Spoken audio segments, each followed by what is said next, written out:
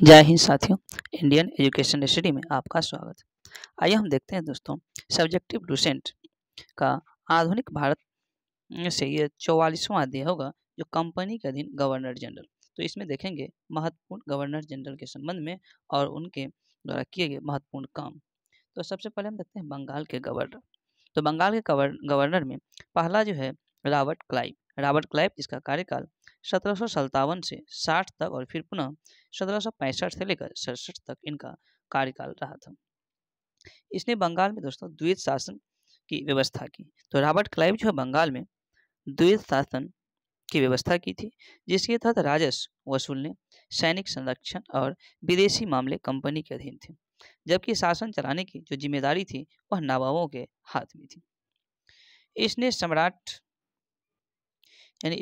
मुगल सम्राट शाह आलम द्वितीय मुगल के सम्राट हैं शाह आलम द्वितीय, इनको इलाहाबाद की संधि जो 1765 में हुआ था के द्वारा कंपनी के संरक्षण में ले लिया गया। इस संधि के जरिए ईस्ट इंडिया कंपनी को देश की राजनीतिक और संवैधानिक व्यवस्था में दखल देने का अवसर भी प्राप्त हुआ और यहीं से भारत में दोस्तों ब्रिटिश शासन की नींव पड़ी। रॉबर्ट क्लाइव की हम बात करें, रॉबर्ट क्लाइव ने बंगाल के समस्त क्षेत्र के लिए 2 उपदीवान, एक बंगाल के लिए मोहम्मद रजा खां और फिर बिहार के लिए राजा सिताब राय को नियुक्त किया था। उसके बाद अन्य गवर्नर है वरिलास्ट जो 1767 से 69 तक, फिर कार्टियर 1769 से 72 तक, फिर वायन हेस्टिंग्स 1772 से 1774 ईस्वी तक इनका कार्यकाल रहा था। हम बात करें कंपनी के अधीन गवर्नर जनरल, तो कंपनी के अधीन जो गवर्नर जनरल हैं उस तो वायन हेस्टिंग्स हो जाएगा। रेगुलेटिंग एक्ट 1773 जो कि पहला रेगुलेटिंग एक्ट था, इसके अनुसार बंगाल के गवर्नर को अब अंग्रेजी क्षेत्र का गवर्नर जनरल कहा जाने लगा, जिसका कार्यकाल 5 वर्ष निर्धारित किया गया था। बंगाल और मद्रास के गवर्नर को इसके अधीन कर दिया गया।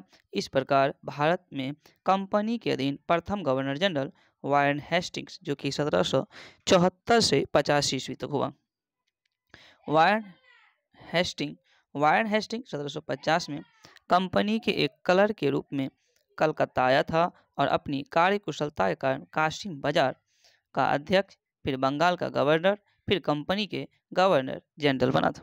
वायन हेस्टिंग्स के कार्यकाल की हम बात करें 1774 से 1785 ईस्वी तक था कंपनी के गवर्नर जनरल के रूप में। वायन हेस्टिंग्स के हम देखेंगे दोस्तों महत्वपूर्ण कार्य। तो सबसे पहले वायन हेस्टिंग्स की हम बात करें तो राष्ट्रीय कोषागार को मुर्शिदाबाद से हटाकर कलकत्ता लाया, यानी कि राष्ट्रीय जो कोषागार था इसको मुर्शिदाबाद से हटाकर कहाँ तो कलकत्ता लाया। 1772 ईस्वी में इसने प्रत्येक जिले में एक फौजदारी और एक दीवानी अदालतों की स्थापना की थी।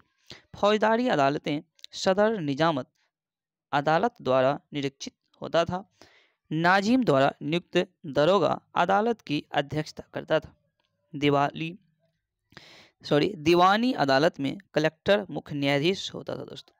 जिला फौजदारी अदालत एक भारतीय अधिकारी के अधीन होती थी, जिसकी सहायता के लिए एक मुफ्ती और एक काजी होता था।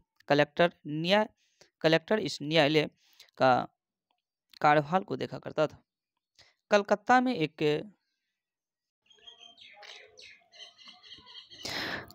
में एक सदर दीवानी अदालत और एक सदर फौजदारी अदालत की स्थापना की गई। इस सदर दीवानी अदालत में कलकत्ता काउंसिल का सभापति और उसी काउंसिल के 2 सदस्य राय रयान और मुख्य कानूनगो की सलाह से न्याय करते थे। सदर फौजदारी अदालत में नाइब निजाम, मुख्य काजी, मुफ्ती और 3 मौलवियों की सलाह से न्याय करते थे। जिला की दीवानी और फौजदारी अदालतों के मुकदमे अंतिम निर्णय के लिए सदर अदालतों में भेजे जाते थे।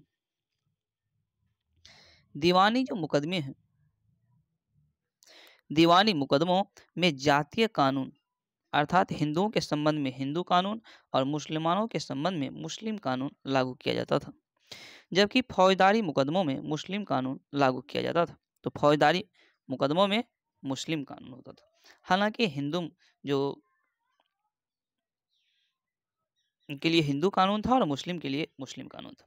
1772 ईस्वी में कोर्ट ऑफ डायरेक्टर्स ने 1772 ईस्वी में कोर्ट ऑफ डायरेक्टर्स ने द्वैत प्रणाली को समाप्त किया, द्वैत प्रणाली को, तथा कंपनी को बंगाल,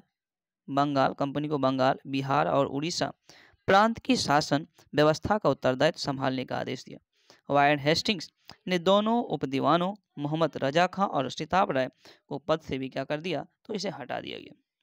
वारेन हेस्टिंग्स की हम बात करें दोस्तों, तो वारेन हेस्टिंग्स ने नवाब की देखभाल के लिए मीर जाफर की विधवा मुन्नी बेगम को उसका संरक्षण नियुक्त किया। 1775 ईस्वी में मुन्नी बेगम को हटाकर मोहम्मद रजा खां को नवाब का संरक्षण नियुक्त किया।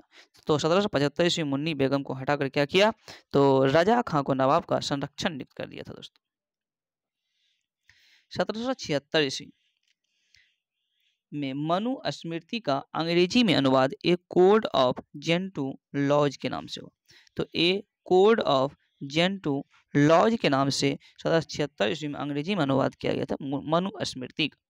1789 ईस्वी में अभिज्ञान शकुंतलम नामक नाटक का अंग्रेजी में अनुवाद किया गया। विलियम विल्किंस ने 1785 ईस्वी में भागवत गीता का अंग्रेजी में अनुवाद किया। तो भागवत गीता का अंग्रेजी में अनुवाद कौन किया था, तो विलियम विल्किंस ने। कब, तो 1785 ईस्वी में। हेस्टिंग्स की हम बात करते हैं, हेस्टिंग्स ने 1781 ईस्वी में कलकत्ता में मुस्लिम शिक्षा के विकास के लिए प्रथम मदरसा की स्थापना की। तो दोस्तों प्रथम मदरसा की स्थापना हेस्टिंग्स ने किया था। कब, 1781 में। क्यों, तो मुस्लिम शिक्षा के विकास के लिए। इसी के समय में 1782 ईस्वी में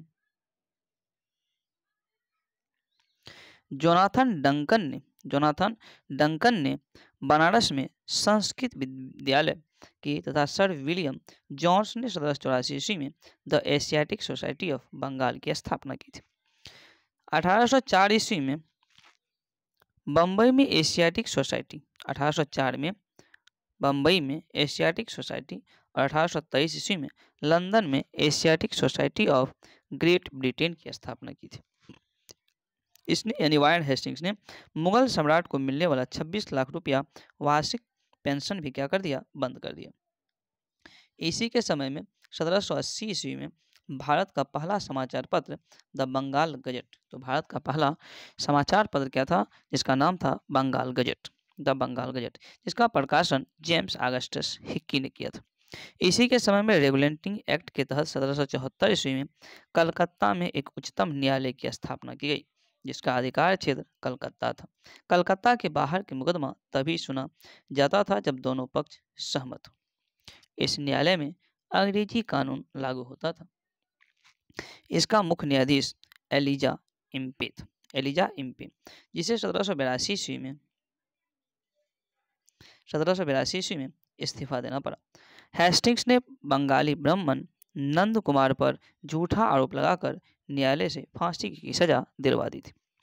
अब है दोस्तों प्रथम आंग्ल मराठा युद्ध, जो 1775 से 1782 ईस्वी तक चला था।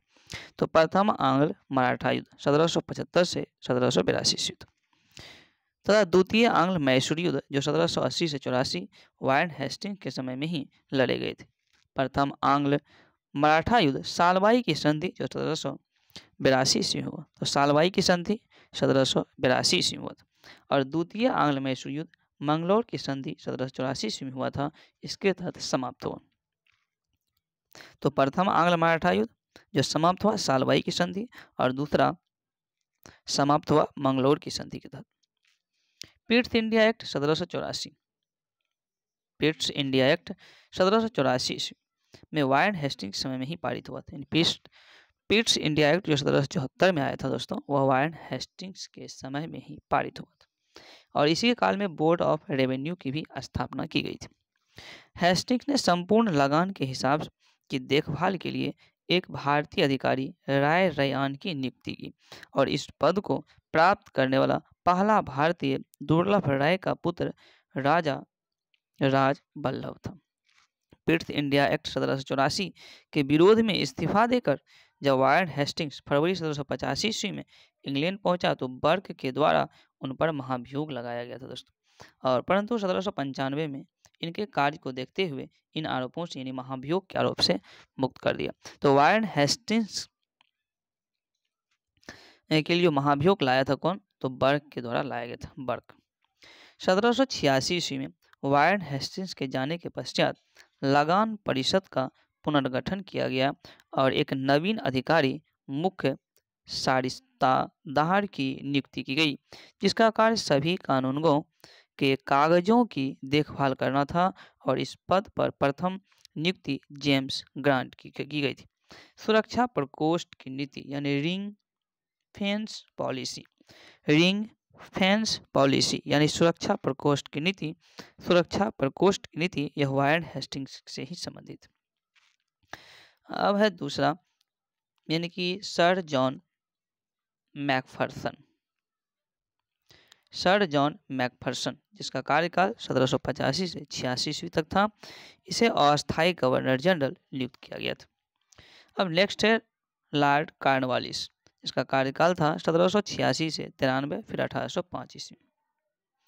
इसके समय में जिले के समस्त जो अधिकार था यानी जिला का समस्त अधिकार कलेक्टर के हाथों में दे दिया गया था दोस्तों।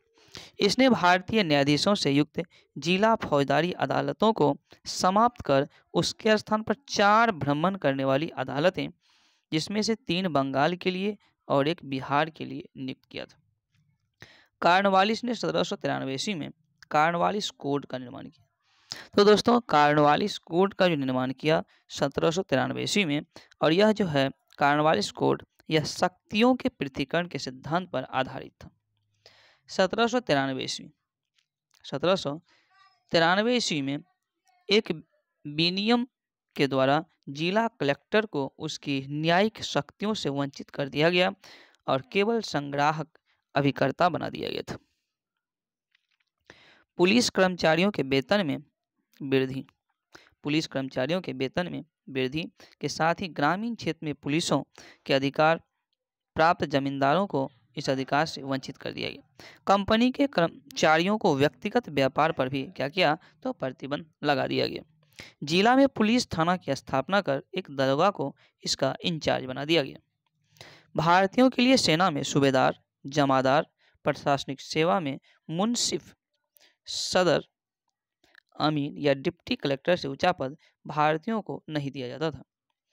इसने 1793 ईस्वी में अस्थाई बंदोबस्त पद्धति लागू किया। तो दोस्तों अस्थाई बंदोबस्त की पद्धति जो लागू किया 1793 ईस्वी में, जिसके तहत जमींदारों को अब भू राजस्व का 90% कंपनी को और 10% यानी कि 1/10 भाग अपने पास रखना होता था। अस्थाई बंदोबस्त की योजना जॉन शोर ने बनाई थी। तो दोस्तों अस्थाई बंदोबस्त की योजना कौन बनाई थी? किसके द्वारा बनाया गया था? तो जॉन शोर के द्वारा बनाया गया था। इसे बंगाल, बिहार, उड़ीसा, बनारस और मद्रास के उत्तरी जिलों में लागू की गई थी और इसमें जमींदार भू राजस्व की दर तय करने के लिए भी स्वतंत्र थे। भू राजस्व वसूलने के अन्य 2 व्यवस्थाएं हैं, रेतवारी और महालवारी व्यवस्था। बात हम करें रेतवारी व्यवस्था की, तो रेतवारी व्यवस्था किसानों के साथ व्यक्तिगत रूप से किए गए लगान समझौते को रेतवारी कहा गया। इस व्यवस्था के अंतर्गत ब्रिटिश भारत के 51% भूमि आई थी, यानी 51% भूमि पर रेतवारी व्यवस्था लागू किया गया था। 1792 ईस्वी में रेतवारी व्यवस्था 12 महल जिले में पहली बार कर्नल रीड द्वारा लागू किया गया था और 1820 ईस्वी में यह व्यवस्था मद्रास में लागू हुआ। 1820 में मद्रास में इसे सुचारू रूप से चलाने के लिए मुनरो के द्वारा मद्रास का गवर्नर नियुक्त किया गया था। मुनरो को मद्रास का जो है गवर्नर नियुक्त किया गया था। 1825 ईस्वी में यह व्यवस्था बम्बई में लागू कर दी गई। साथ ही 1858 ईस्वी तक यह संपूर्ण दक्कन तथा अन्य क्षेत्र में लागू हो गया। इस व्यवस्था की मुख्य विशेषता थी जैसे कि सरकार और किसानों के बीच कोई बिचौलिया वर्ग नहीं था। यानी कि रेतवारी व्यवस्था की हम बात करें तो रेतवारी व्यवस्था की कुछ विशेषता था, जैसे कि सरकार और किसान के बीच कोई बिचौलिया वर्ग नहीं था।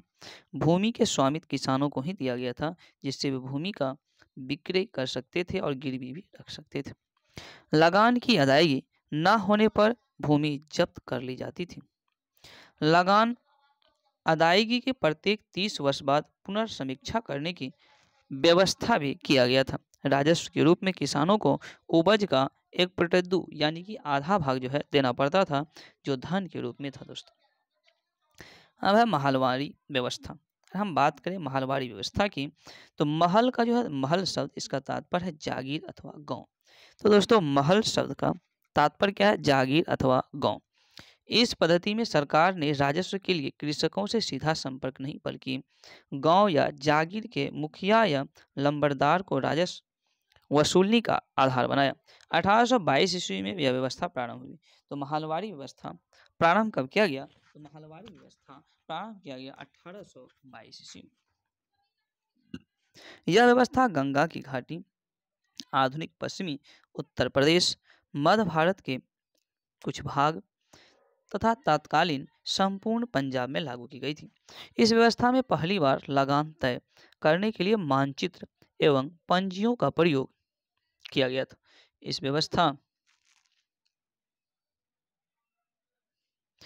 व्यवस्था के जन्मदाता हॉल्ट मैकेंजी, यानी कि महालनोबिस जो व्यवस्था है, इसके जन्मदाता हॉल्ट मैकेंजी हुए। 1833 ईस्वी में मार्टिन बर्ड तथा जेम्स टॉमसन के बंदोबस्त में यह सबसे अच्छे रूप से सामने आई।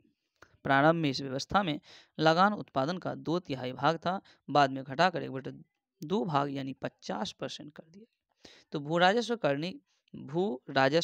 संग्रह करने की विधियां। भू राजस्व संग्रह करने की जो विधियां हैं, जमींदारी, रेतवारी और महालवारी। क्षेत्रफल की हम बात करें तो जमींदारी में कुल 19% क्षेत्रफल था, रेतवारी में 51% और महालवारी में 30%। जमींदारी की हम बात करें, इसका पक्ष था जमींदार, हालांकि रेतवारी में किसान और महालवारी में मुखिया या लंबरदार था। योजनाकार की हम बात करें तो जमींदारी प्रथा के जो योजनाकार है वो लॉर्ड कॉर्नवालिस और जॉन शोर, क्योंकि यही जॉन शोर योजना तैयार किया था। रेतवारी में है रीड टॉमस मुनरो, हालांकि महलवारी में है हॉल्ट मैकेंजी। कॉर्नवालिस को भारत में नागरिक सेवा का जनक भी कहा जाता है दोस्तों। तो भारत में नागरिक सेवा का जनक किसे कहा जाता है? तो कॉर्नवालिस को। आइए दोस्तों जानते हैं सर जॉन शोर के संबंध में। सर जॉन शोर, जिसका जो है 1793 से 98 तक इनका शासन, यानी कि गवर्नर जनरल के रूप में कार्यकाल रहा। इन्होंने अहस्तक्षेप की नीति अपनाई। तो अहस्तक्षेप की नीति किसने अपनाया? Sir John Shore. Sir John Shore के शासनकाल में ही कार्यकाल में ही 1795 ईस्वी में बंगाल नियम 21 के तहत नवजात कन्याओं की हत्या के लिए जाने की बाकी कन्याओं के समान ही अपराध घोषित कर दिया गया। यानी कि सर जॉन शोर जो है हस्तक्षेप की नीति अपनाई और अपने कार्यकाल में 1795 में बंगाल में नियम 21 के तहत नवजात कन्याओं की हत्या किए जाने को बाकी हत्याओं के समान ही क्या किया? तो अपराध घोषित कर दिया। अब दोस्तों जानेंगे लॉर्ड बेलेजली, जिसका शासन काल यानी कि जिसका कार्यकाल की हम बात करें 1798 से 1805 ईस्वी तक इसका कार्यकाल था लॉर्ड बेलेजली का। तो लॉर्ड बेलेजली ने सहायक संधि की पद्धति शुरू किया था। तो सहायक संधि की पद्धति किसने शुरू किया? लॉर्ड बेलेजली ने। भारत में सहायक संधि का प्रयोग बेलेजली से पूर्व फ्रांसीसी गवर्नर डुप्ले ने भी किया था। सहायक संधि करने वाले राज्य की हम बात करें, सबसे पहले हैदराबाद 1798, फिर मैसूर 1799 ईस्वी में, तंजौर अक्टूबर 1799 ईस्वी में किया था सहायक संधि, फिर अवध जो 1801 में, फिर पेशवा दिसंबर 1802 में, बरार और भोसले दिसंबर 1803, सिंधिया 1804 एवं अन्य सहायक संधि करने वाले राज्य थे जोधपुर, जयपुर, मछेरी, बूंद और भरतपुर। इंदौर के होलकर जो है दोस्तों, इन्होंने सहायक संधि को स्वीकार नहीं किया था। तो सहायक संधि को स्वीकार को नहीं किया इंदौर के होलकर ने। टीपू सुल्तान की हम बात करें तो टीपू सुल्तान चौथे आंग्ल मैसूर युद्ध यानी 1799 ईस्वी में मारा गया। टीपू सुल्तान के ही शासनकाल में टीपू सुल्तान तो मारा गया 1799 ईस्वी में। तो लॉर्ड वेलेस्ली के ही शासनकाल में 1804 ईस्वी में नियम 3 के तहत शिशुओं के वध को बाकी हत्या के तहत ही मानते हुए दंड का प्रावधान किया गया। और इसी के शासनकाल में 1800 ईस्वी में कलकत्ता में नागरिक सेवा में भर्ती के लिए युवकों को प्रशिक्षित करने के लिए फोर्ट विलियम कॉलेज की स्थापना 1854। तो दोस्तों फोर्ट विलियम कॉलेज की स्थापना कब किया गया? तो 1854 ईस्वी में। तथा अंग्रेजों को भारतीय भाषाओं की शिक्षा देने के लिए यह चलता रहा। 1806 ईस्वी में भारत भेजे जाने वाले प्रशासकीय अधिकारियों की शिक्षा और प्रशिक्षण के लिए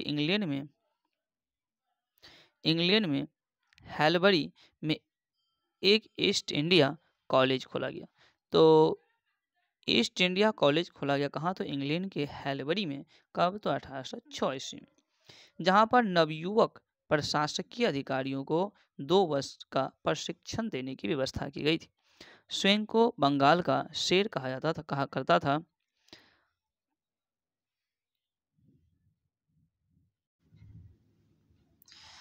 तो वेलेस्ली जो है स्वयं को बंगाल का शेर कहा जाता था। लॉर्ड वेलेस्ली के बाद लॉर्ड कॉर्नवालिस जो 1805 ईस्वी में इसका दूसरा कार्यकाल प्रारंभ हुआ, परंतु सिंह इसकी मृत्यु हो गई। उसके बाद कार्यकाल फिर आया सर जॉन वारलो जो 1805 से 7 तक था।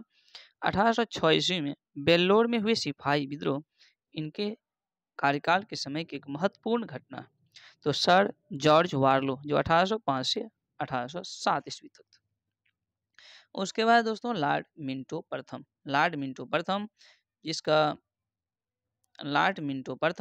जिसका काल 1807 से 1813 ईस्वी तक था। 1807 से 13 तक। इसके काल में रणजीत सिंह और अंग्रेजों के बीच 25 अप्रैल 1809 ईस्वी को अमृतसर की संधि जिसकी मध्यस्थता चार्ल्स मेटकॉफ के द्वारा किया गया था। इसी के समय चार्टर एक्ट 1813 भी पारित हुआ। तो चार्टर एक्ट 1813 लॉर्ड मिंटो प्रथम के समय हुआ था, जिसका कार्यकाल 1807 से लेकर 1813 ईस्वी तक था। अब है दोस्तों लॉर्ड हेस्टिंग्स का कार्यकाल 1813 से 1823 तक। 1813 से 1823 तक लॉर्ड हेस्टिंग्स। इसी के समय आंग्ल नेपाल युद्ध यानी 1814 से 16 के मध्य हुआ था। इसमें नेपाल के अमर सिंह थापा को आत्मसमर्पण करना पड़ा। मार्च 1816 ईस्वी में अंग्रेजों एवं गोरखों के बीच संगोली की संधि हुई, जिसके द्वारा आंग्ल नेपाल युद्ध समाप्त हुआ। और लॉर्ड हेस्टिंग्स के समय में ही पिंडारियों का दमन कर दिया गया। पिंडारियों के प्रमुख नेता वासिल मोहम्मद और चीतू एवं करीम खां थे। इसने मराठों की शक्ति को अंतिम रूप से नष्ट कर दिया। इसने प्रेस पर लगे प्रतिबंध को भी समाप्त कर प्रेस के मार्गदर्शन के लिए नियम बनाए। इसी के समय में 1822 ईस्वी में टेनेंसी एक्ट या काश्तकारी अधिनियम भी लागू हुआ। तो टेनेंसी एक्ट या काश्तकारी एक्ट जो है लॉर्ड हेस्टिंग्स के समय में ही आया था दोस्तों। अब है लॉर्ड एम्सहर्स्ट। तो लॉर्ड जो है एम्सहर्स्ट, जिसका कार्यकाल 1823 से 1828 ईस्वी तक था। इसके समय प्रथम आंग्ल बर्मा युद्ध 1824 से 26 में लड़ा गया था।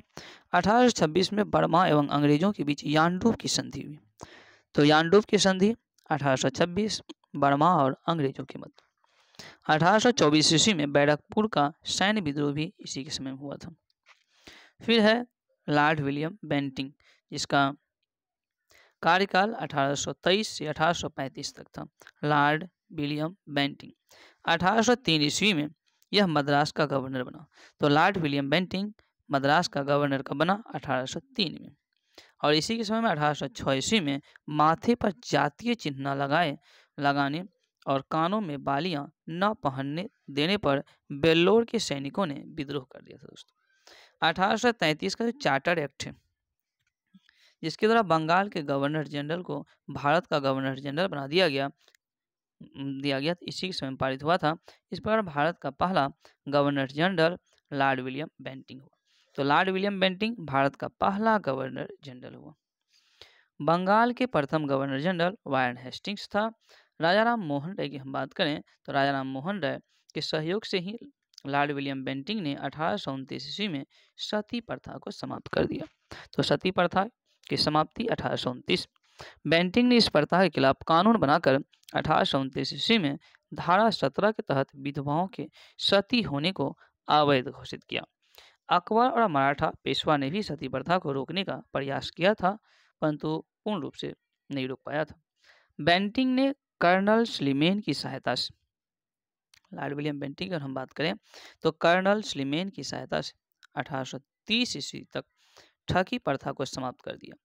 ठग देवी काली की पूजा करते थे। सन 1835 ईस्वी में बेंटिंक ने कलकत्ता मेडिकल कॉलेज की स्थापना की। तो कलकत्ता मेडिकल कॉलेज की स्थापना 1835 बेंटिंक ने किया। कहाँ? तो कलकत्ता में। मैकाले के अनुशंसा पर इसी समय में अंग्रेजी को शिक्षा का माध्यम बनाया गया। मैकाले द्वारा कानूनों का वर्गीकरण भी किया गया था दोस्तों। लॉर्ड विलियम बेंटिंक ने 1831 ईस्वी में मैसूर तथा 1834 ईस्वी में कुर्ग एवं मध्य कच्चेर को हड़प लिया। इसने भारतीयों को उत्तरदायी पदों पर नियुक्ति किया। इसके समय में भारतीयों को प्रदान किया जाने वाला उच्चतम जो पद था सदर अमीन का था, जिसे 700 रुपया प्रति माह तनख्वाह भी दिया जाता था।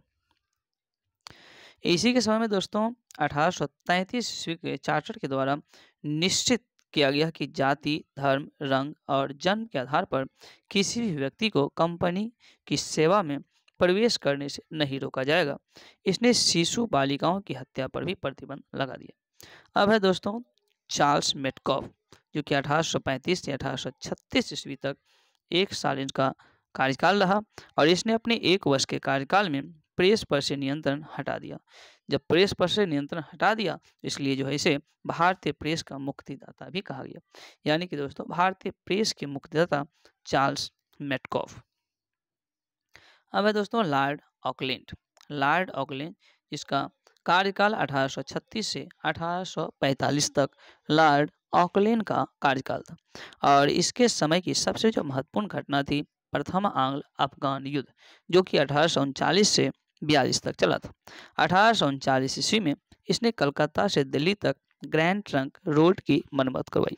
ग्रैंड ट्रंक रोड का जो है मरम्मत कौन करवाया?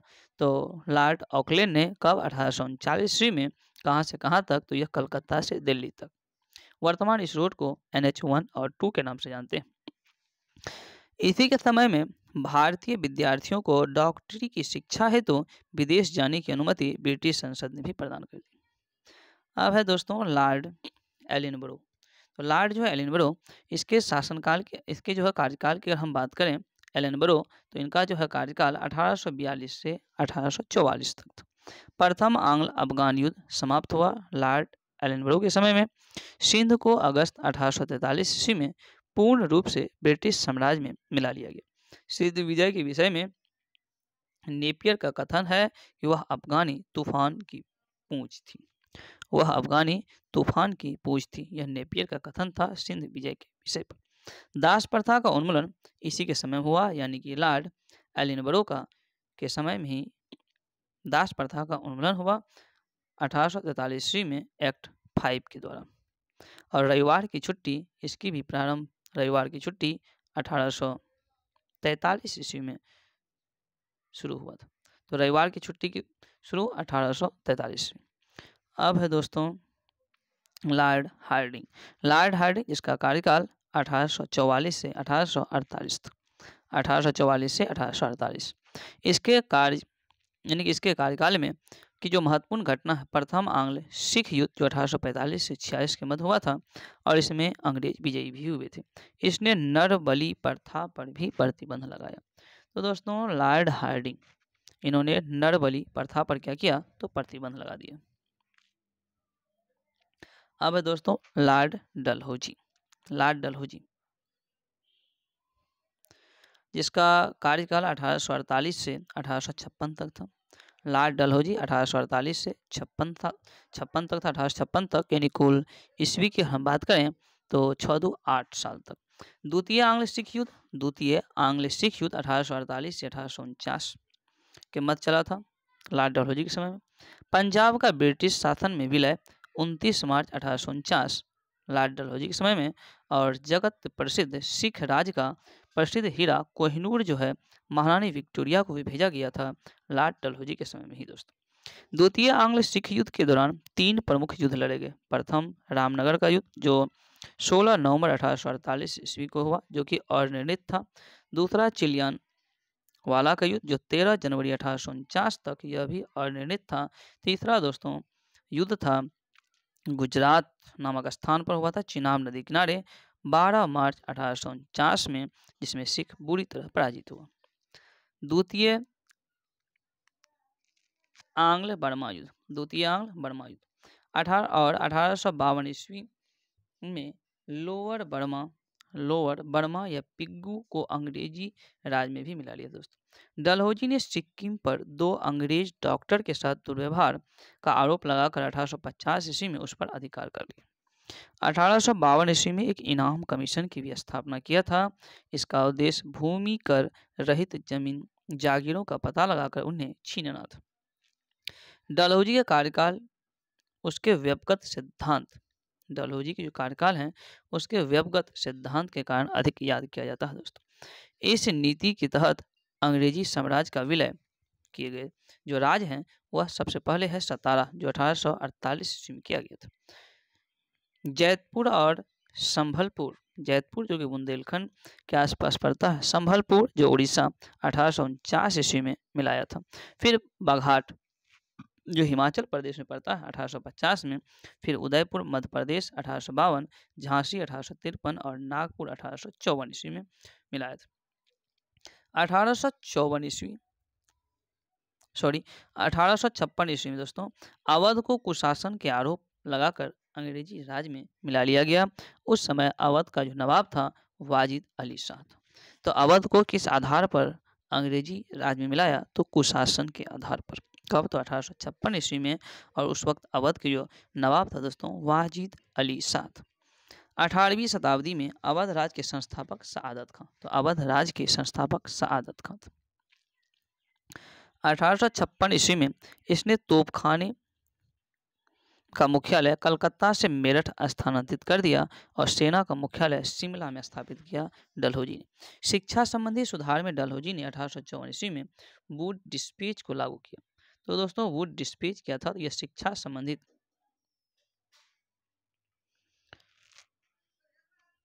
शिक्षा के सुधार से संबंधित था वुड डिस्पैच, जो कि 1854 में लागू किया। और इसके अनुसार जिलों में एंग्लो वर्नाक्यूलर स्कूल, प्रमुख नगरों में सरकारी कॉलेज तथा लॉर्ड कैनिंग के समय में 1857 ईस्वी में 3 प्रेसिडेंसी कलकत्ता, मद्रास और बम्बई में एक विश्वविद्यालय स्थापित किए गए एवं साथ ही प्रत्येक प्रदेश में एक शिक्षा निदेशक नियुक्त किया गया था दोस्तों। डलहौजी को भारत में रेलवे का जनक कहा जाता है। तो भारत में रेलवे का जनक लॉर्ड डलहौजी को कहा जाता है। और इसी के समय में पहली बार 16 अप्रैल 1853 ईस्वी को बम्बई से थाने के बीच कुल 34 किलोमीटर प्रथम रेल चली थी। तो दोस्तों भारत में प्रथम रेल कहाँ से कहाँ तक? तो बम्बई से थाने तक। कितना किलोमीटर? 34 किलोमीटर। कब? तो 16 अप्रैल 1853 ईस्वी को चला था डलहौजी के समय में। इसलिए लॉर्ड डलहौजी को भारतीय रेलवे का जनक कहा जाता है। लॉर्ड डलहौजी के समय में ही 1854 ईस्वी में नया पोस्ट ऑफिस एक्ट पारित हुआ और भारत में पहली बार डाक टिकट का प्रचलन भी लॉर्ड डलहौजी के समय में ही हुआ था। लॉर्ड डलहौजी ने पृथक रूप से भारत में पहली बार सार्वजनिक निर्माण विभाग की स्थापना की थी। इसने दोस्तों 1854 ईस्वी में, लेकिन लॉर्ड डलहौजी ने 1854 ईस्वी में एक स्वतंत्र विभाग के रूप में लोक सेवा विभाग की स्थापना की। तो लोक सेवा विभाग की स्थापना कौन किया? तो डलहौजी ने। कब? 1854 में। और डलहौजी के समय में ही 1854 ईस्वी में कलकत्ता एवं आगरा के बीच पहली बार बिजली से संचालित तार सेवा की भी शुरुआत की गई थी। यानी कि डलहौजी को रेल, डाक, तार तीनों का जनक कहा जाता है। डलहौजी ने शिमला को ग्रीष्मकालीन राजधानी बनाया। शिमला को ग्रीष्मकालीन राजधानी बनाया कौन? तो डलहौजी। 1853 ईस्वी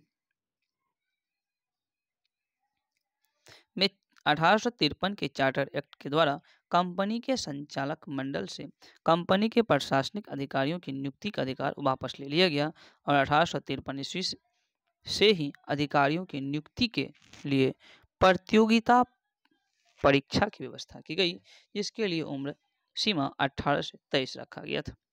सत्येंद्रनाथ टैगोर पहले भारतीय थे जिन्होंने 1863 ईस्वी में लंदन में सिविल सेवा परीक्षा में सफलता प्राप्त की थी दोस्तों। 1922 ईस्वी में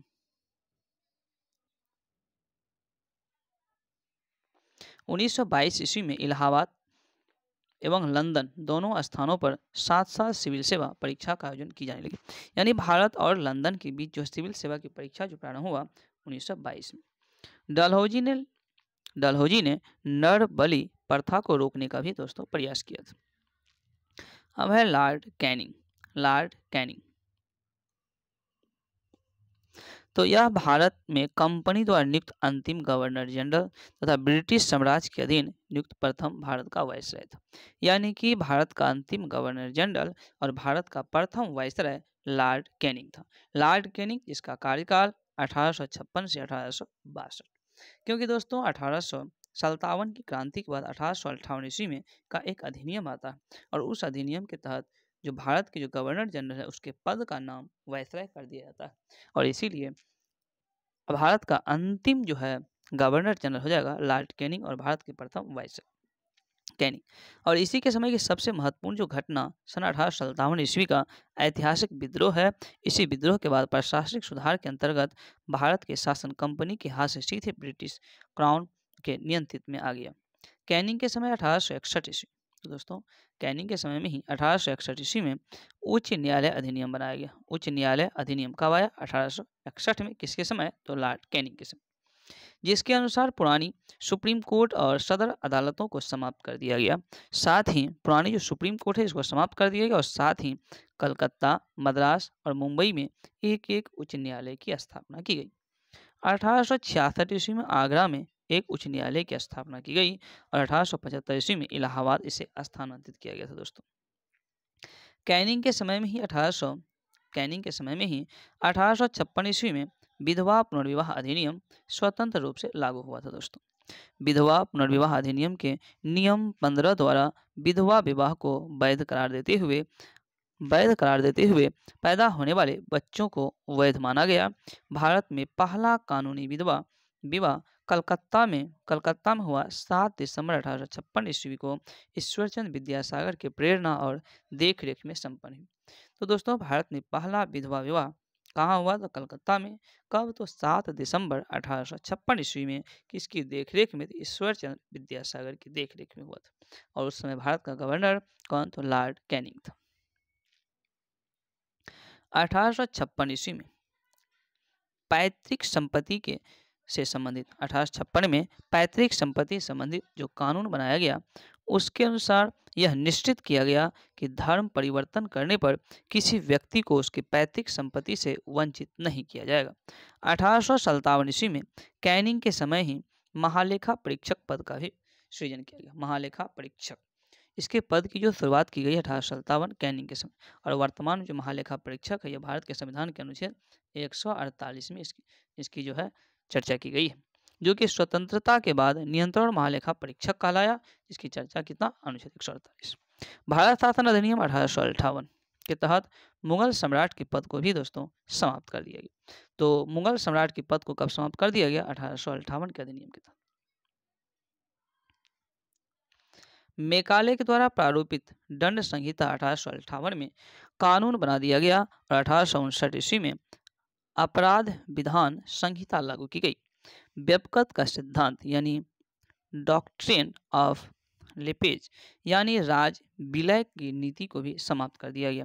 1861 ईस्वी में इंडियन काउंसिल एक्ट पारित हुआ तथा पोर्टफोलियो प्रणाली भी लागू की गई।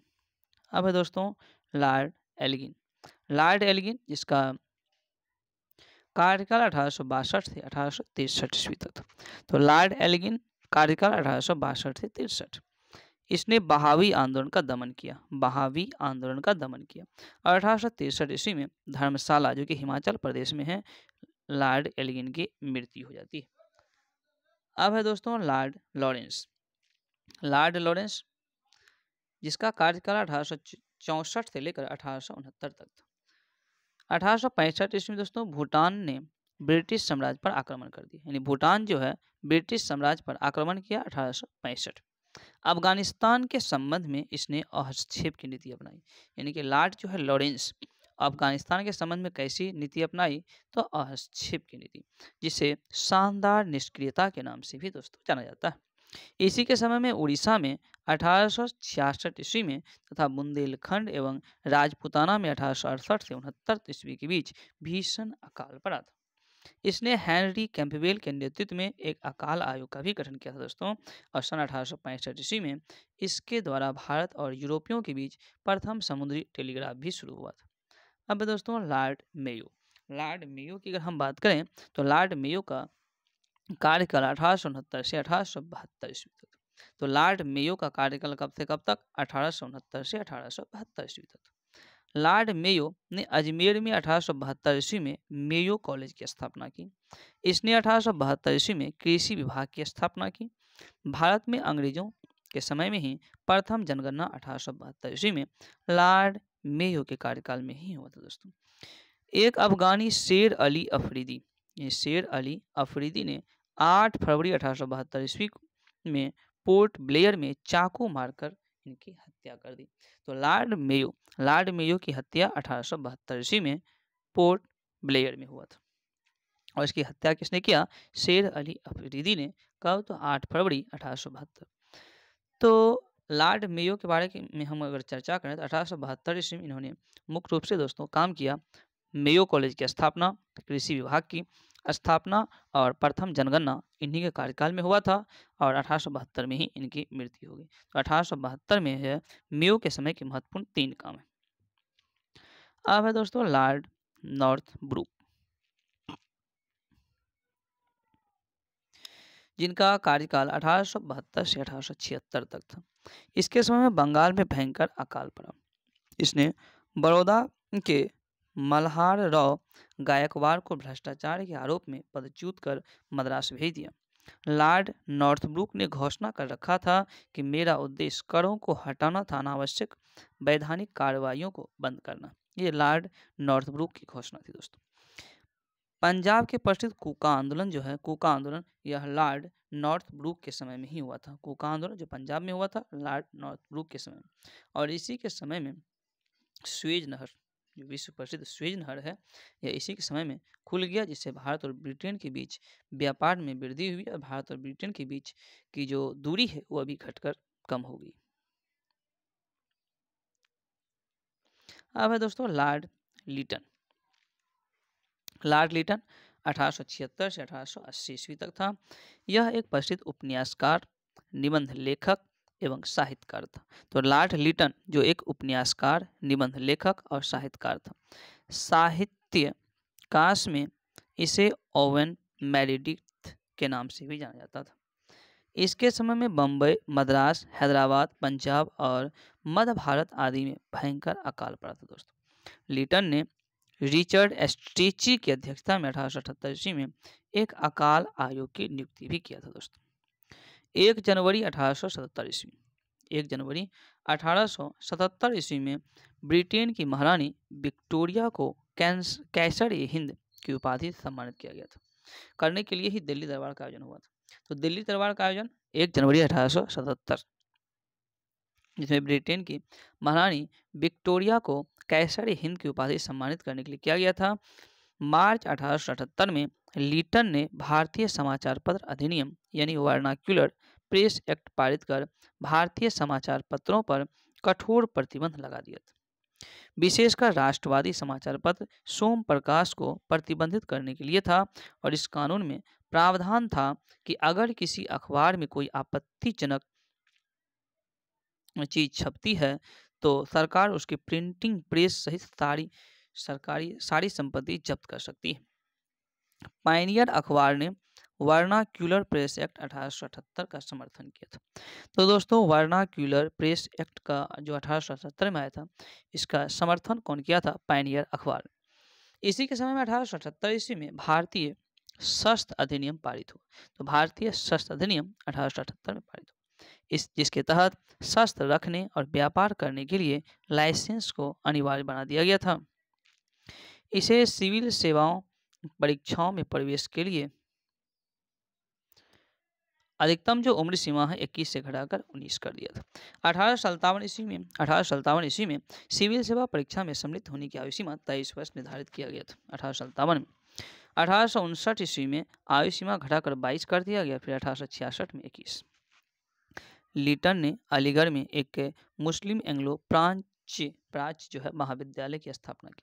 तो दोस्तों मुस्लिम एंग्लो प्राच्य महाविद्यालय की स्थापना कहाँ किया गया था? तो अलीगढ़ में। किसने? तो लीटन के द्वारा किया गया था। अब है लॉर्ड रिपन। लॉर्ड रिपन जिसका कार्यकाल 1880 से 1884 कुल 4 वर्ष था। प्रधानमंत्री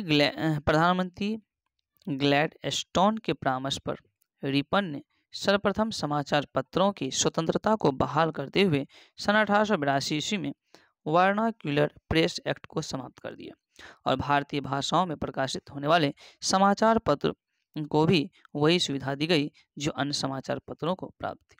इसने सिविल सेवा में प्रवेश की अधिकतम आयु 19 से बढ़ाकर 21 कर दिया गया। तो ये था लॉर्ड रिपन का। लॉर्ड रिपन की बात करें तो स्थानीय स्वशासन की शुरुआत की। तो लॉर्ड रिपन ने स्थानीय स्वशासन की शुरुआत कब? 18 मई 1882 ईस्वी में स्थानीय स्वशासन संबंधी एक कानून बनाया, जिसके आधार पर विभिन्न प्रांतों में 1883 से 85 ईस्वी के मध्य स्थानीय स्वशासन संबंधी कानून बनाए गए थे। इसके समय में ही भारत में सन 1881 ईस्वी में सर्वप्रथम नियमित जनगणना कराई गई। तो प्रथम जनगणना लॉर्ड मेयो के समय में 1872 में। हालांकि नियमित जनगणना जो है नियमित जनगणना लॉर्ड रिपन के समय में हुआ। तो लॉर्ड रिपन के समय में दोस्तों नियमित जनगणना करवाया गया था। तब से लेकर अब तक प्रत्येक 10 वर्ष के अंतराल पर जनगणना कराई जाती है। 1881 ईस्वी में जनगणना में हैदराबाद और राजपुतानों को नहीं जोड़ा गया था। हालांकि दोस्तों पहली बार जो है लॉर्ड मेयो के समय में जनगणना 1872 ईस्वी में हुई थी, परंतु इसमें भारत के संपूर्ण भागों का प्रतिनिधि नहीं था। इसमें 20% भाग भारत का छूट गया था। और 1881 ईस्वी में जनगणना में किसको नहीं जोड़ा गया? हैदराबाद और राजपूतों को। रिपन के द्वारा 1881 ईस्वी में प्रथम कारखाना अधिनियम लाया गया दोस्तों। इसमें 7 वर्ष से कम आयु के बच्चों को काम करने पर प्रतिबंध लगा दिया गया। 7 से 12 वर्ष के श्रमिकों के लिए 9 घंटे का कार्य निर्धारित किया गया जाना 9 घंटे से अधिक कार्य कराया जाना प्रतिबंधित किया गया। और यह एक चाय, कॉफी, नील की खेती पर लागू नहीं होती थी। रिपन के समय में शैक्षणिक सुधार के अंतर्गत विलियम हंटर की अध्यक्षता में एक आयोग का भी गठन किया गया था दोस्तों। 2 फरवरी 1883 को यूरोपियों के विरुद्ध भारतीय न्यायाधीशों द्वारा मुकदमे की सुनवाई के लिए इलवर्ट विधेयक प्रस्तुत किया गया, लेकिन यूरोपवासियों के प्रबल विरोध के कारण इसे वापस लेना पड़ा। अंग्रेजों द्वारा इस विधेयक के विरोध में किए विद्रोह को श्वेत विद्रोह कहा जाता था। श्वेत विद्रोह 1883 ईस्वी हो गया। फ्लोरेंस नाइटिंगेल ने रिपन को भारत का उद्धारक की संज्ञा दी। तो दोस्तों भारत के उद्धारक का संज्ञा रिपन को किसने दिया? तो फ्लोरेंस नाइटिंगेल ने। अब है दोस्तों लॉर्ड डफरिन। लॉर्ड डफरिन की अगर हम बात करें तो लॉर्ड जो है डफरिन, जिसका कार्यकाल 1884 से 88 तक था। 84 से 88। इसके समय तृतीय आंग्ल बर्मा युद्ध यानी 1885 से 88 ईस्वी के मध्य हुआ था और बर्मा को अंतिम रूप से अंग्रेजी राज में मिला लिया। कौन?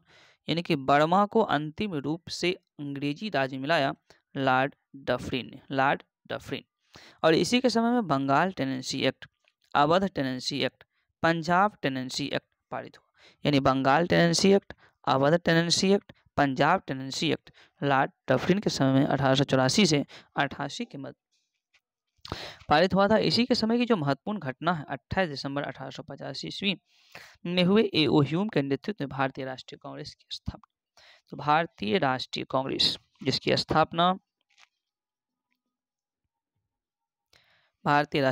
जिसकी स्थापना लॉर्ड डफरिन के कार्यकाल में ए.ओ. ह्यूम के नेतृत्व में 28 दिसंबर 1885 ईस्वी को हुआ था। अब है दोस्तों लॉर्ड लैंसडाउन जिसका कार्यकाल 1888 से 1894 ईस्वी तक। लॉर्ड लैंसडाउन तो भारत और अफगानिस्तान के मध्य सीमा रेखा डुरंड रेखा का निर्धारण भी इसी में हुआ था। तो डुरंड रेखा भारत और अफगानिस्तान के मध्य 1891 ईस्वी का दूसरा कारखाना अधिनियम, पहला कारखाना अधिनियम 1881 पहला कारखाना अधिनियम, दूसरा कारखाना अधिनियम 1891 जिसमें स्त्रियों के 11 घंटे प्रतिदिन से अधिक काम करने पर प्रतिबंध लगाया गया। साथ ही सप्ताह में एक दिन छुट्टी की भी व्यवस्था किया गया। अब दोस्तों लॉर्ड एल्गिन द्वितीय जिसका कार्यकाल 1894 से 99 तक था। तो लॉर्ड एल्गिन द्वितीय 1894 से 1899 इनका कथन था कि भारत को तलवार के बल पर विजित किया गया है। भारत को तलवार के बल पर विजित किया गया है और तलवार के बल पर ही इसकी रक्षा की जाएगी। और यह कथन किसका? तो लॉर्ड एल्गिन द्वितीय का था। 1895 से 1898 के मध्य उत्तर प्रदेश, बिहार, पंजाब और मध्य प्रदेश में भयंकर अकाल पड़ा था। अब है दोस्तों लॉर्ड कर्जन। लॉर्ड कर्जन की अगर हम बात करें तो लॉर्ड कर्जन 1899 से 1905 ईस्वी तक इसका कार्यकाल था। 1899 ईस्वी में कर्जन ने भारतीय टंकन और पत्र मुद्रा अधिनियम पारित किया। तो भारतीय टंकन और पत्र मुद्रा अधिनियम पारित किया कर्जन, और इन्होंने जो है पारित कराकर अंग्रेजी स्वर्ण मुद्राओं को भारत की कानूनी मुद्रा भी घोषित करवा लिया। शासन की कार्यक्षमता के आधार पर लॉर्ड कर्जन ने रिपन द्वारा स्थापित स्थानीय स्वशासन प्रणाली पर आघात किया और 1899 ईस्वी में कलकत्ता कॉरपोरेशन अधिनियम बनाया। कर्जन ने सन 1901 ईस्वी कर्जन के समय में सन 1901 ईस्वी में सर कॉलिन स्कॉट मॉनक्रीक की अध्यक्षता में एक सिंचाई आयोग, थॉमस रॉबर्टसन की अध्यक्षता में एक रेलवे आयोग, 1902 ईस्वी में सर एडवर्ड फ्रेजर की अध्यक्षता में एक पुलिस आयोग और सर थॉमस रेले की अध्यक्षता में एक विश्वविद्यालय आयोग की स्थापना हुई। इसे सुनिएगा दोस्तों। और हम बात करें यहाँ बहुत ही महत्वपूर्ण पॉइंट है कर्जन के समय में 1901 ईस्वी में तो एक सिंचाई आयोग, एक रेलवे आयोग और एक विश्वविद्यालय आयोग। सिंचाई आयोग की हम बात करें 1901 ईस्वी में सर कॉलिन स्कॉट मॉनक्रीफ की अध्यक्षता में हुई थी।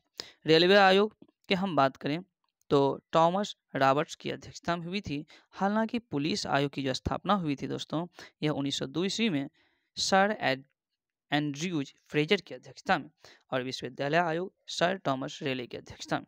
1904 ईस्वी में भारतीय विश्वविद्यालय अधिनियम पारित किया गया। तो भारतीय विश्वविद्यालय अधिनियम 1904 इसने यानी कि लॉर्ड कर्जन ने सर एंटनी मैकडॉनल्ड की अध्यक्षता में एक अकाल आयोग का गठन किया एवं सैन्य अधिकारियों के प्रशिक्षण के लिए क्वेटा में एक कॉलेज की भी स्थापना की। प्राचीन स्मारक परीक्षण अधिनियम 1904 यानी प्राचीन स्मारक परीक्षण अधिनियम 1904 के द्वारा कर्जन ने भारत में पहली बार ऐतिहासिक इमारतों की सुरक्षा एवं मरम्मत की ओर ध्यान दिया दोस्तों, और इस कार्य के लिए कर्जन ने भारतीय पुरातत्व विभाग की स्थापना की थी।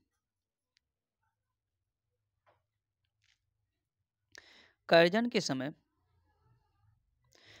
के समय में ही 1904 में सहकारी उधार समिति अधिनियम बनाया गया, जिसके द्वारा सहकारी समिति की स्थापना करके किसानों को उचित ब्याज पर रुपया कर्ज देने की व्यवस्था की गई। इसने कृषि बैंक भी खुलवाए। कृषि बैंक इसने 1901 ईस्वी में कृषि इंस्पेक्टर जनरल की नियुक्ति की, और लॉर्ड कर्जन के समय में ही 1905 ईस्वी में पूसा में एक कृषि अनुसंधान संस्थान खोली गई। कर्जन के समय में ही पहली बार प्रत्येक प्रांत और केंद्र स्तर पर एक निदेशक के अधीन एक पृथक गुप्तचर विभाग एक जो है पृथक गुप्तचर विभाग की स्थापना की गई।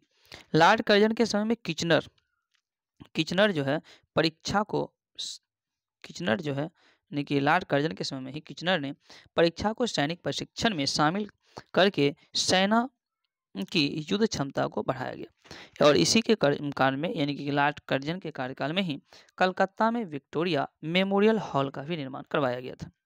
लॉर्ड कर्जन के समय में ही भारत विरोधी कार्यों में सर्वाधिक महत्वपूर्ण कार्य था लॉर्ड कर्जन के समय में लॉर्ड कर्जन के समय कि जो भारत विरोधी कार्य था जिसमें था 1905 के बंगाल विभाजन, 1905 ईस्वी का बंगाल विभाजन, जो कि 19 जुलाई 1905 को बंगाल विभाजन के निर्णय की घोषणा हुई। तो बंगाल विभाजन की निर्णय की घोषणा कब हुई? 19 जुलाई 1905। और इसकी घोषणा का जो निर्णय किया गया यह शिमला में हुआ था। इसका प्रारूप प्रकाशित किया गया था। सितंबर 1905 ईस्वी में उसे सम्राट ने भी स्वीकृति दे दी। तो सितंबर 1905 में यानी घोषणा 19 जुलाई 1905, सम्राट की स्वीकृति सितंबर 1905 और विभाजन जो है पूर्णतः लागू किया गया 16 अक्टूबर 1905। तो 16 अक्टूबर 1905 बंगाल को दो प्रांतों में बांट दिया गया, एक पूर्वी बंगाल और असम प्रांत, एक जो है पूर्वी बंगाल और असम प्रांत, जबकि दूसरा पश्चिम बंगाल था। दोस्तों पूर्वी बंगाल का मुख्यालय ढाका को बनाया गया। पूर्वी बंगाल का मुख्यालय कहाँ था? ढाका। पूर्वी बंगाल का मुख्यालय ढाका को बनाया गया। पूर्वी बंगाल का लेफ्टिनेंट जो गवर्नर ब्लूमफील्ड फुलर को और पश्चिमी बंगाल का लेफ्टिनेंट गवर्नर एड्यूज फ्रेजर को बनाया गया था। गवर्नर जनरल की कार्यकारिणी के सैनिक सदस्यों के अधिकारियों के प्रश्न पर कर्जन का प्रधान सेनापति किचनर से मतभेद हो गया, जिसमें भारत सचिव ने किचनर का पक्ष ले लिया। तो भारत सचिव जो है दोस्तों किसका पक्ष लिया? तो किचनर का। इससे असंतुष्ट होकर 1905 में कर्जन ने त्यागपत्र दे दिया और फिर कर्जन के बाद अगला जो कार्यकाल है वह लॉर्ड मिंटो का है। किसका है दोस्तों? लॉर्ड मिंटो द्वितीय, जिसका कार्यकाल 1905 से 1910 ईस्वी तक था। इसके समय में आगा खां एवं सलीम उल्लाह खां के द्वारा ढाका में 1906 ईस्वी में मुस्लिम लीग की स्थापना हुई। तो मुस्लिम लीग की स्थापना ढाका में कब? 1906 ईस्वी में। किसके द्वारा किया गया? तो आगा खां और सलीम उल्लाह खां के द्वारा। 1907 ईस्वी में कांग्रेस के सूरत अधिवेशन की अध्यक्षता कांग्रेस के विभाजन हो गया। तो कांग्रेस का विभाजन 1907 सूरत अधिवेशन। और इसी के शासनकाल में 1907 ईस्वी में आंग्ल एवं रूसी प्रतिनिधि मंडलों के बीच बैठक हुई। समाचार पत्र अधिनियम यानी प्रेस एक्ट 1808 पारित हुआ लॉर्ड मिंटो द्वितीय के समय में ही। बाल गंगाधर तिलक को राजद्रोह के आरोप में 22 जुलाई 1908 ईस्वी को गिरफ्तारी हुई और 6 वर्ष की सजा सुनाई गई। गवर्नर जनरल के काउंसिल के सदस्य के रूप में AP सिन्हा की नियुक्ति भी की गई। मुसलमान के लिए दोस्तों एक अलग निर्वाचन व्यवस्था मार्लो मिंटो सुधार अधिनियम 1909 के द्वारा किया गया लॉर्ड मिंटो के समय में। अब है लॉर्ड हार्डिंग द्वितीय। अगर हम बात करें दोस्तों लॉर्ड हार्डिंग द्वितीय, तो इसका जो है कार्यकाल 1910 से 1916 तक, 1910 से 16 तक। इसके समय में ब्रिटेन के राजा जॉर्ज पंचम भारत आए, यानी कि लॉर्ड हार्डिंग द्वितीय, जिसका कार्यकाल 1910 से 16। और इसके समय में ब्रिटेन के राजा जॉर्ज पंचम था वो भारत आया। 12 दिसंबर 1911 ईस्वी में दिल्ली में एक भव्य दरबार का आयोजन हुआ था। 12 दिसंबर 1911 ईस्वी को दिल्ली में एक भव्य दरबार का आयोजन हुआ था। यहाँ पर बंगाल विभाजन को रद्द करने की घोषणा की गई। भारत की राजधानी कलकत्ता से दिल्ली स्थानांतरित करने की घोषणा और 1912 में दिल्ली भारत की राजधानी बनी। 23 दिसंबर 1912 लॉर्ड हार्डिंग पर दिल्ली में बम फेंका गया। तो लॉर्ड हार्डिंग पर दिल्ली में बम फेंका गया 23 दिसंबर 1912। इस कांड में भाई बाल मुकुंद को फांसी की सजा हुई थी। और इसी के समय में 28 जुलाई 1914 ईस्वी को प्रथम विश्व युद्ध प्रारंभ हुआ। प्रथम विश्व युद्ध कब शुरू हुआ? 28 जुलाई 1914। और इसी के शासनकाल में फिरोज शाह मेहता ने बॉम्बे क्रॉनिकल एवं गणेश शंकर विद्यार्थी ने प्रताप का प्रकाशन किया था। 1916 ईस्वी में लॉर्ड हार्डिंग को बनारस हिंदू विश्वविद्यालय का कुलाधिपति भी नियुक्त किया गया था। अब है दोस्तों लॉर्ड चैम्सफोर्ड। लॉर्ड चैम्सफोर्ड जिसका कार्यकाल 1916 से 1921 ईस्वी तक था। लॉर्ड चैम्सफोर्ड का कार्यकाल कांग्रेस के लखनऊ अधिवेशन 1916 यानी कि कांग्रेस का लखनऊ अधिवेशन 1916 में कांग्रेस का एकीकरण हुआ और मुस्लिम लीग के साथ समझौता हुआ।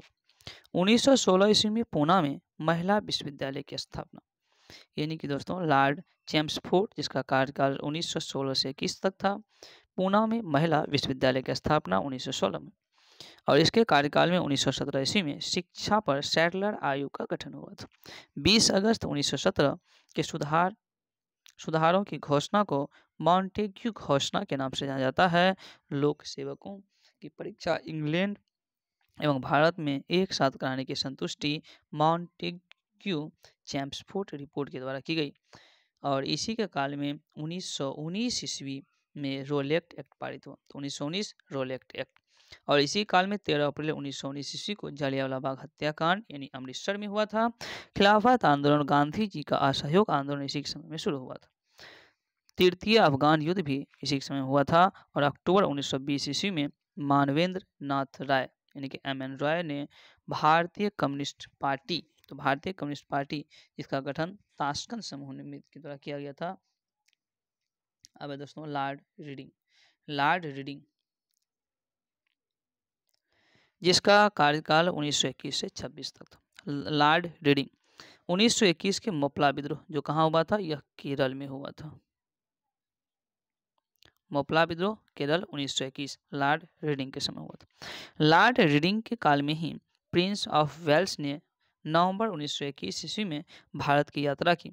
इस दिन पूरे भारत में हड़ताल का आयोजन किया गया था।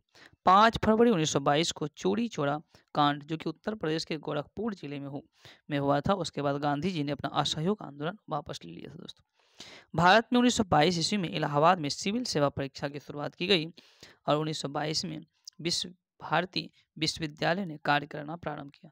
तो 1922 में विश्व भारती विश्वविद्यालय ने अपना कार्य प्रारंभ किया। 1923 में चित्तरंजन दास और मोतीलाल नेहरू ने इलाहाबाद में कांग्रेस के ही अंतर्गत स्वराज पार्टी की स्थापना की गई। 1923 ईस्वी के चुनाव में इस दल के मध्य प्रांत और बंगाल में पूर्ण बहुमत मिला।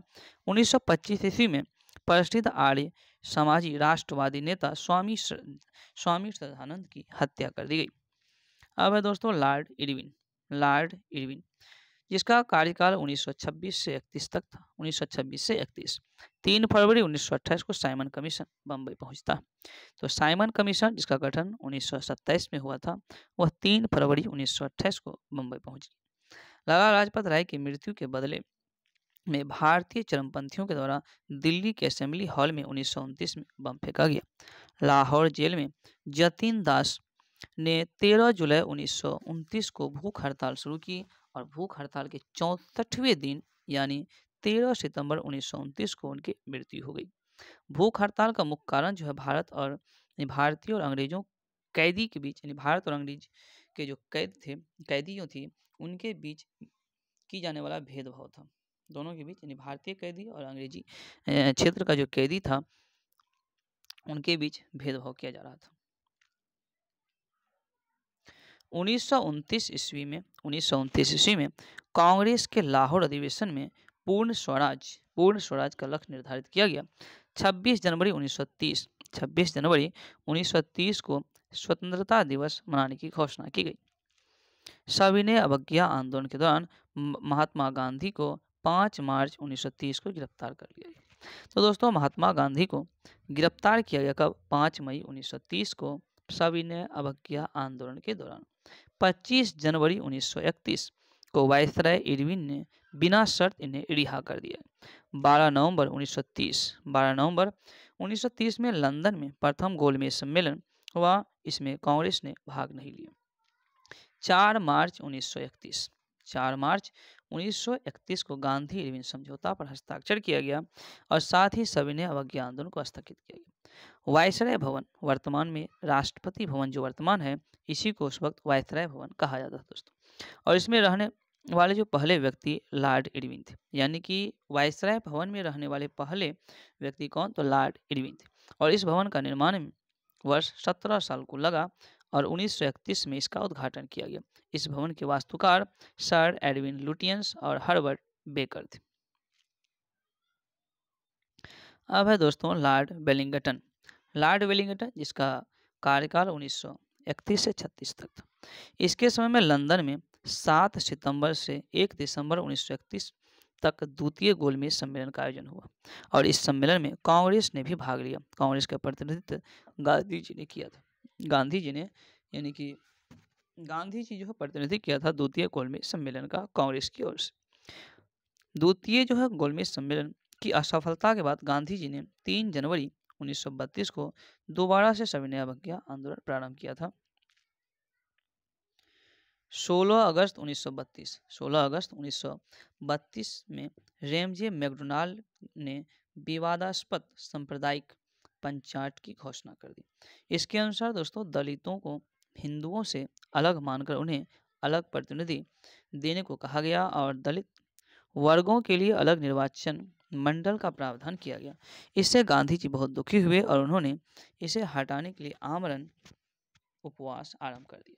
अंत में एक समझौता हो, इसे पूना समझौता कहते हैं, यह किया गया जिसमें दलित वर्गों के लिए साधारण वर्ग में से ही सीटों का आरक्षण किया गया और पूना समझौता 24 सितंबर 1932 को संपन्न हुआ।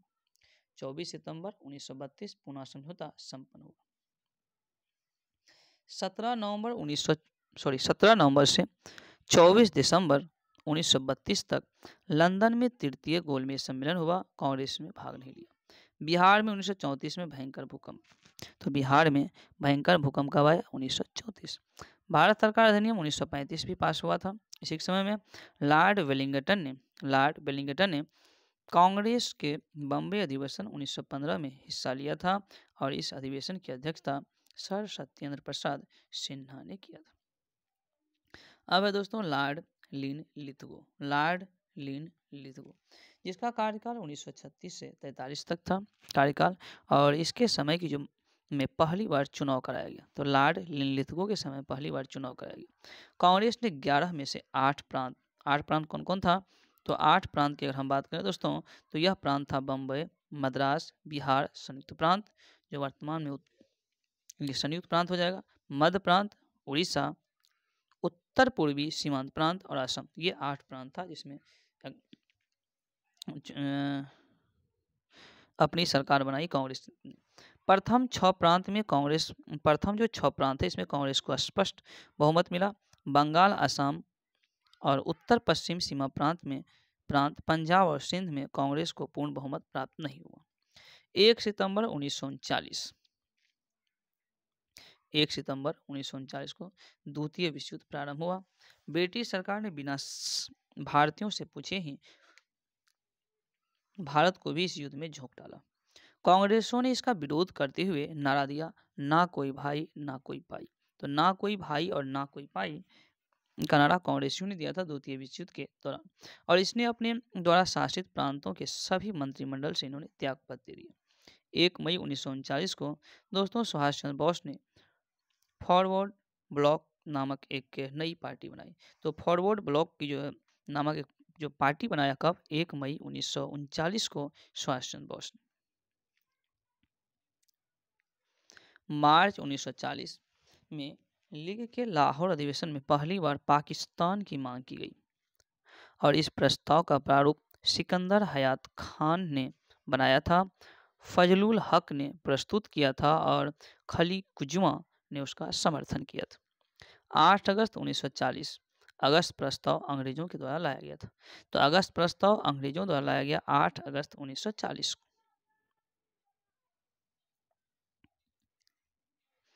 मार्च 1942 में क्रिप्स मिशन भारत आया। दोस्तों क्रिप्स मिशन भारत कब आया? मार्च 1942।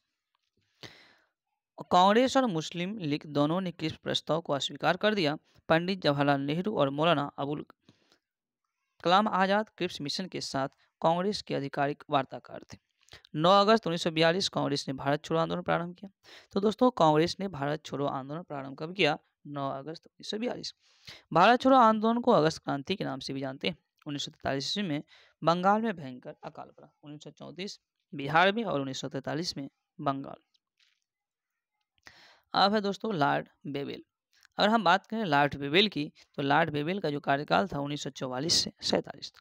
1944 से 1947।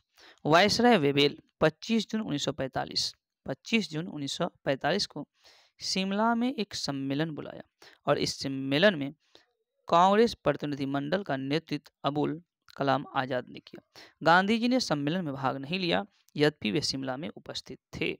सम्मेलन के दौरान मुस्लिम लीग के द्वारा शर्त रखी गई कि वायसराय के कार्यकारिणी परिषद की नियुक्ति होने वाले सभी मुस्लिम सदस्यों का चयन वह स्वयं करेगी। मुस्लिम लीग का यह जो है अड़ियल रुख 14 जुलाई तक बना रहा। अंततः वेवेल ने 14 जुलाई 1945 को सम्मेलन की विफलता की घोषणा कर दी। दोस्तों